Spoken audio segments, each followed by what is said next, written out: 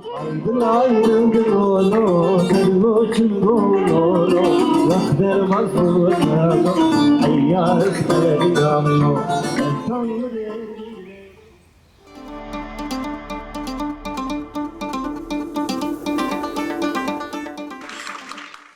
Şaredariya bajarê mezin a Amedê di nav kar û xebatên xwe yên pirzimanî û pirçandî de hatiye qonaxeke girîng.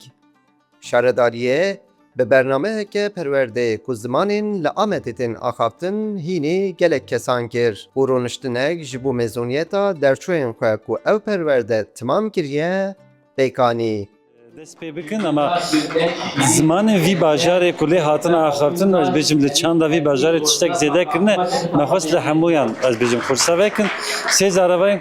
kurmancî zazakî û soranî ez bêjim xwendekar hatin û ez bêjim serkeftî bûn û ew ê xwe digirin